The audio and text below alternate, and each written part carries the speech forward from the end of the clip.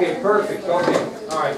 But yeah, John Kennedy, what he did is after his graduation from Harvard University, in which he wrote the thesis that turned into the book Why England Slept, he later went to Stanford University and enrolled in the graduate program, but he dropped out 6 months later and then took a trip through South America, and then he enlisted in the U.S. Navy because that was the thing to do then, especially after Pearl Harbor. Okay? So that's kind of where we left off, correct though? Okay, well, in the Navy, he was assigned as a PT boat commander. A PT boat commander. Does anybody know what a PT boat is? Anybody have any idea what that might be? Don't be bashful. PT boat. PT boat. It's a patrol boat, and what it does is it kind of scouts out for the big destroyers and lets them scout out where enemy ships are, that type of thing. And they all are numbered. PT 67, PT 235. The boat that Kennedy commanded was PT 109. PT 109. And it's just a small vessel that basically scours, in this case, the Pacific Ocean, looking for enemy patrols and letting the American ships and Allied ships know what the story is. So Kennedy was assigned to a PT boat. He was a commander. He had men under him on that boat. Well, shortly after midnight on August 2nd, 1943, shortly after midnight on August 2nd, 1943. Now, keep in mind, in your mind, shortly after midnight means it just barely got to be August 2nd, okay? So you could almost say it was late at night, August 1st, but since it was after midnight, it actually was very early in the morning, August 2nd. And what happened right after midnight on August 2nd is PT 109 was hit by a Japanese destroyer, which is a huge vessel. It hit it, didn't see it in the Pacific Ocean, and hit it and split that PT boat right in half. Hit it and split it right in half. So it was dark that night. The PT boat wasn't seen real well. Obviously the ship was a large ship and didn't see the small PT boat in the Pacific Ocean, and the two boats collided. And it collided in the Blackett Strait in the Solomon Islands. Okay, and that's on your ID sheet. So PT 109 was struck by a Japanese destroyer in the Blackett Strait in the Solomon Islands, which are located in the Pacific Ocean. So repeating that one more time, shortly after midnight on August 2nd, 1943, which meant it just turned midnight, Kennedy's PT 109 boat was hit and cut in half by a Japanese destroyer, and it was hit in the Blackett Strait, which is located in the Solomon Islands in the Pacific Ocean. So this isn't going to be the scale, obviously, but here you have the Solomon Islands. And what would be the Blackett Strait? What does that mean? It would be a waterway between islands. Okay, so this might be the Blackett Strait. It's kind of like the highway. It's kind of like I-90 when you drive on the highway. This was the Blackett Strait, and it was in the Solomon Islands. Now, two of his crew were killed immediately upon impact. Andrew Kirksey and Harold Marney, two of Kennedy's men, were killed instantly during the collision. Navy men Andrew Kirksey and Harold Marney were killed immediately on contact with that Japanese destroyer, because it cut the boat right in half. Okay, and so where'd the men end up? Overboard. Okay? Now Kennedy and his other 10 men basically hung on the wreckage all night. They weren't in any boat because it was torn to pieces. So Kennedy and the other 10 men, so how many men did Kennedy have with him? 12, and himself was 13, okay, on the boat. Well, Kennedy and the other 10 men that survived hung on the wreckage all night. If you can imagine, you know, you have fuel in the water, and the water's on fire, and these guys are hanging on to anything they can in the middle of the ocean to try to survive. So what do you think they did the next morning? Okay, they hung on that all night. What did they do the next morning? If you were Commander Kennedy, what would you have your men do the next morning? What? Swim to a nearby island. And he did. He had them swim to a nearby island that was called Plum Pudding Island in the Solomons. The problem with swimming to Plum Pudding Island is it was behind enemy lines. So they're in hostile territory, but it's the closest island. So Kennedy and his crew survived the evening hanging on to wreckage. The next morning, Kennedy orders his men to swim to the closest island, which was called Plum Pudding Island, which unfortunately was behind enemy lines. Now, I told you yesterday that Kennedy had back problems his entire life. One leg was shorter than the other. Well, unfortunately for him, during this initial collision with the Japanese destroyer, he hurt his back again. And despite the fact that he hurt his back, one of his men was injured, and he basically strapped him to his back and swam him, whatever correct English, swam him to that island. He towed him himself to that island, which was not, really too close. So, Kennedy hurt his back in the initial crash, and even though he was injured, he towed one of his injured men to a nearby island. And guess how far they swam? Now we got some swimmers in here. Sadrie's a big-time swimmer. Could you swim 3.5 miles pretty easy? I don't know, you're a good swimmer. Could you swim 3.5 miles without much trouble? Or would you struggle with it? She's a good swimmer. Okay, so these guys swam 3.5 miles, and Kennedy swam that distance with this injured man on his back. The injured man was badly burned, and his name was Patrick Pappy McMahon. So the man that Kennedy towed on his back, who was badly burned and injured in the initial crash, was Patrick Pappy McMahon. And Kennedy put him on his back, basically, and swam him 3.5 miles to Plum Pudding Island with an injured back, which did him no good. Now I want you to picture this island. Now think about this if this was you. The island was 100 yards in diameter. Now you math majors, is diameter this way or this way? It's this way. So the island itself was 100 yards, the length of a football field in diameter. That's it. That's all the bigger it was. And there was no food or no water on the land, on that island. Nothing. So, now if you were John Kennedy and you had your men on that island behind enemy lines that was only 100 yards in diameter, what would you do? What would your next move be? Most answers encompass try to find help. Does that make sense? Now, they're behind enemy lines, so how is he going to try and find help? How's he going to try to find somebody to rescue him? What would you do? What would you do, Jacob, if you got this whole class on this island, man? It's 100 miles wide, you're behind enemy lines. You know, if you get caught, you're going to get captured, be a POW. What are you going to do to try to get help? I'd swim to another island. Pretty close. What he did is he and another one of his men, George Barney Ross, swam out into a passage called Ferguson Passage, which was a passage between islands. And what were they hoping to find when they swam out there?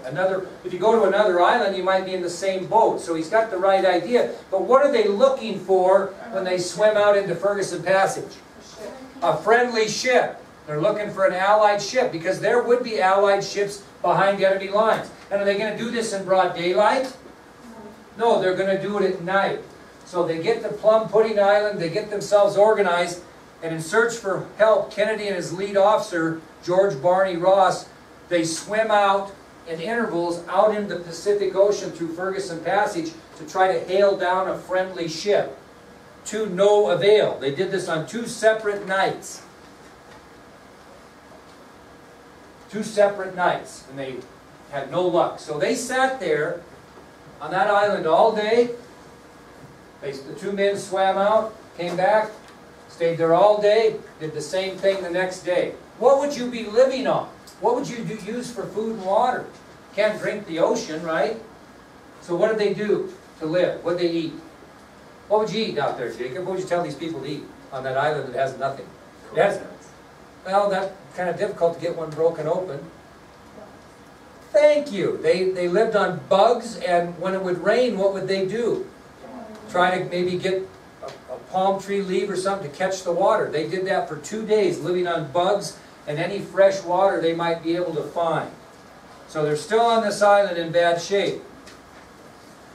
Well then, Well, to be honest with you, the island they were on, Jacob, you weren't too far off. The island they were on didn't have any coconuts. Okay? So what does he do then, Jacob? Because you said it before. So after these 2 nights pass and no luck, he has them do what? Swim to another island. Alisana Island, which did have coconut trees and water.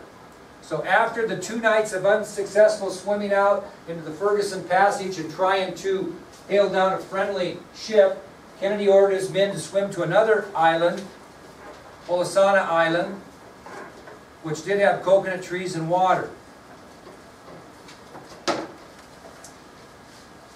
Now, they're in bad shape, but they got a little bit of luck, because what happened when that ship hit the PT boat on August 2nd, early in the morning? What did it cause? An explosion.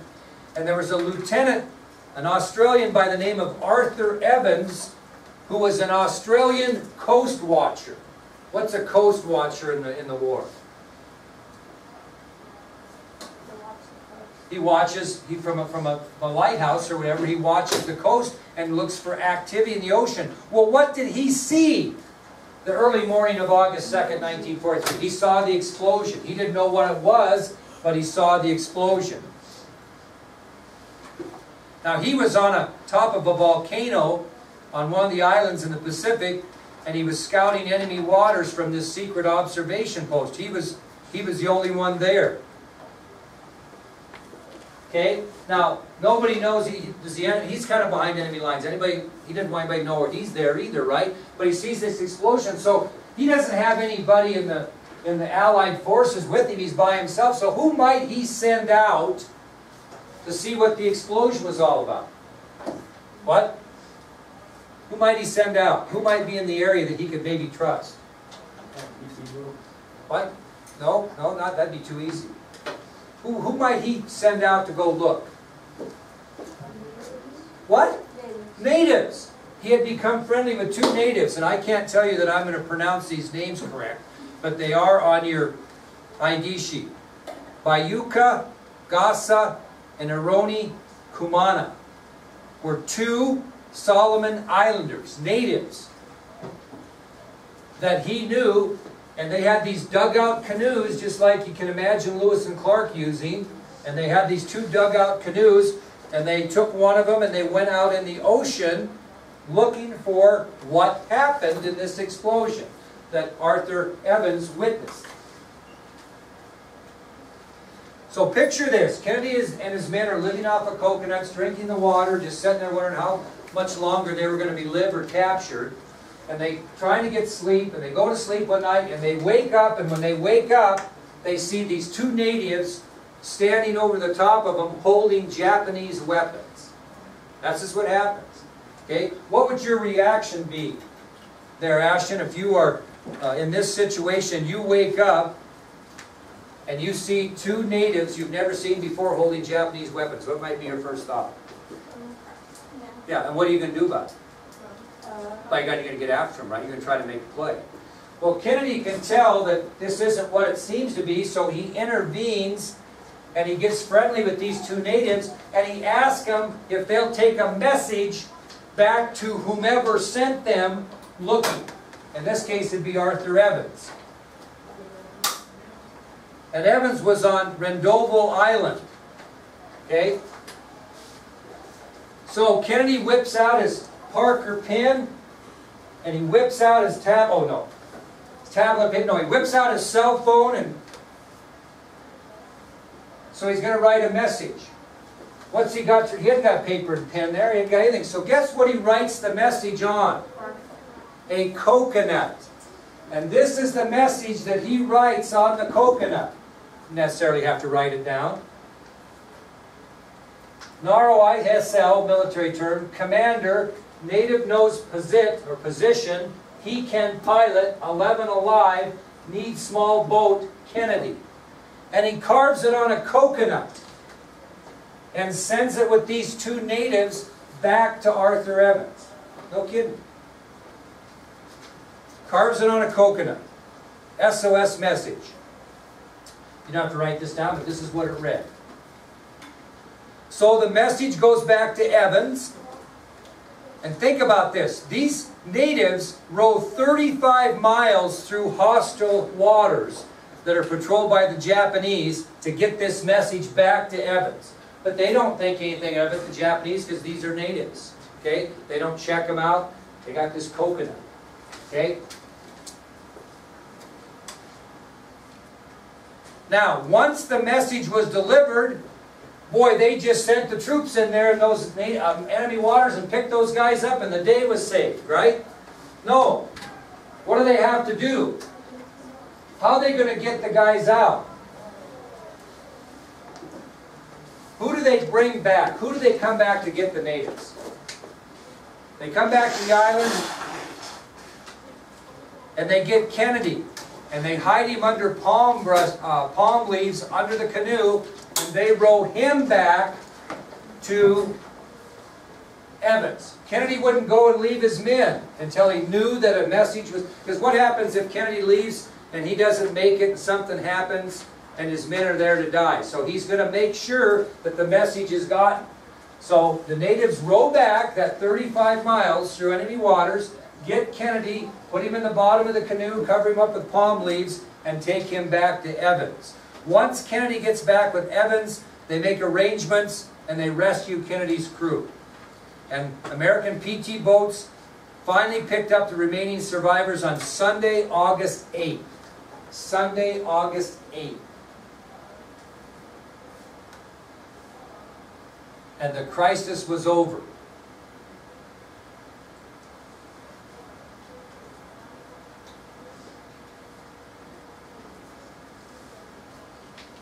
So, what did Kennedy do with that coconut? He retrieved it, had it specially preserved, and it sat on his desk at the presidency until he was assassinated. He kept that as a reminder that no matter how tough things can get, you can still persevere. And there's a picture of the coconut up there, and there's a story behind that I'll get to in a minute.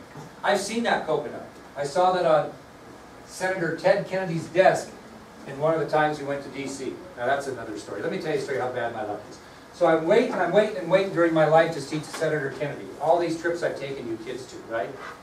And we finally get an appointment to see Senator Kennedy. I'm jacked, man. Guess what happens? That damn Richard Nixon dies. And you know where Kennedy went? To Nixon's funeral. And we didn't get a meeting, but they let me in his office, and I saw that coconut that Ted Kennedy had on his office. It was pretty cool, I'll tell you. Okay, so he kept it on his desk. Now, the harm to Kennedy's back during this ordeal resulted in his honorary discharge from the Navy in March of 1945. So he hurt his back enough that he was honorably discharged from the Navy in March of 1945. And what do you think happened to him after that? Well, before that, what happens when you do something heroic like he did? He received a medal for bravery, and he received it from Captain Frederick L. Conklin, U.S. Navy. He received a medal for bravery from Captain Frederick L. Conklin, U.S. Navy. Now this is one of my prized possessions because you can't even get it because they're so rare. Here's a picture right up there of Captain Frederick L. Conklin, U.S. Navy, presenting the Medal of Bravery to Lieutenant Kennedy, and that's his signature below. Very rare. Very rare. So anyway, there's a picture right up there. He received the Medal of Bravery. Well, when he accepted the medal, this is what he said. And again, you don't have to write these quotes down unless I tell you to. He said, quote, "The real heroes are not the men who return, but those who stay out there, like plenty of them, 2 of my men included." So the real heroes were the 2 that he lost in the initial crash, was the statement he made. Now this story became so popular that a book was written called PT 109, John F. Kennedy in World War II. A guy by the name of Robert Donovan wrote this book. And I actually have this book signed at home. Very rare too. These people die, you don't get their signatures much after that. But anyway, this was a book that was written. It became a very popular book. And John Kennedy was very involved in the writing to make sure that everything was accurate. And the book became so popular, guess what they made out of it? A movie. And the movie was entitled PT-109, and it starred Cliff Robertson as the actor that portrayed John Kennedy. And that's a picture of John Kennedy in the PT boat, and that shows a picture of Cliff Robertson in the cover of the movie, and Cliff Robertson studying the PT boat, and that's Cliff Robertson's signature on there, which is also very rare. You can't find. So we got a lot of good treats in here. But anyway, this is the book that was written as a result of that. Very accurate. I'll tell you another interesting story just on a side note. When Kennedy was a doodler. What's a doodler? Just doodle during meetings and stuff. And when he was being consulted about the accuracy of this book, he doodled a lot. He drew pictures of his boat while he was talking. Well, his secretary, you'll learn more about her, Evelyn Lincoln, he would doodle and throw stuff in the garbage. She would go through his garbage and keep all this stuff because she thought it would have some historic value someday, not knowing that his assassination would make this stuff priceless. And so a guy by the name of Robert White became very good friends with Evelyn Lincoln, and she sold him a bunch of stuff like that he sold for, oh, tons of money. Tons of money. Now, Evelyn Lincoln, this will be ahead of ourselves, this is Evelyn Lincoln right here. That was President Kennedy's personal secretary. She saved everything, including doodles from his PT-109 experience, which were later sold for hundreds of thousands of dollars. Okay? All right. Let's talk about where we got to. Now, you have to go there, Ashton. Are you forgetting? Okay. After Kennedy's military career, he went into politics. Do you know that he really didn't have an interest in politics? Really didn't want to do that. Why did John Kennedy go into politics despite the fact he didn't have an interest? Mary, you know? His dad forced him. Very good. His dad